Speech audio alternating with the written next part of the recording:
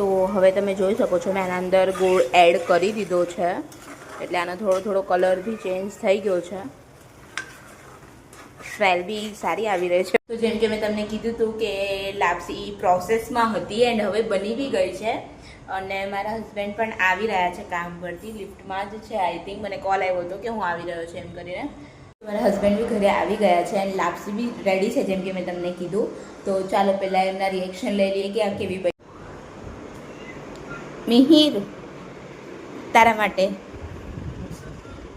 લાપસી test કરીને મને reaction કહેતા. હે સાચે પહેલી વાર મેં બનાવી યુટ્યુબ પર જોઈને. ઓકે, તો હવે આ રેસીપી તમે લોકો ટ્રાય કરી શકો છો. હું કહી શકું છું કે ટ્રાય કરો તમે, અને આઈ થિંક તો કેટલા લોકો તો ટ્રાય કરેલી જ હશે ઓલરેડી. અને તમે નાસ્તામાં, સ્વીટ ડિશમાં કેવી રીતે બી ખાઈ શકો છો અને એન્જોય કરી શકો છો.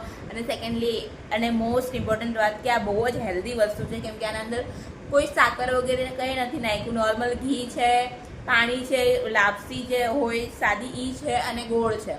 ગોળ એટલે બોડી માટે સૌથી બેસ્ટ વસ્તુ છે બધી જ આના અંદર, અને આ તમે ડેફિનેટલી ટ્રાય કરી શકો છો. આને કોઈ બી માણસ ખાઈ શકે છે, નાનું હોય, મોટું હોય કે ઘડું બી હોય એ બી ખાઈ શકે છે. તો ડેફિનેટલી આને ટ્રાય કરજો, અને મારા ચેનલને ફોલો, લાઇક અને સબસ્ક્રાઈબ કરવાનું ભૂલતા નહીં.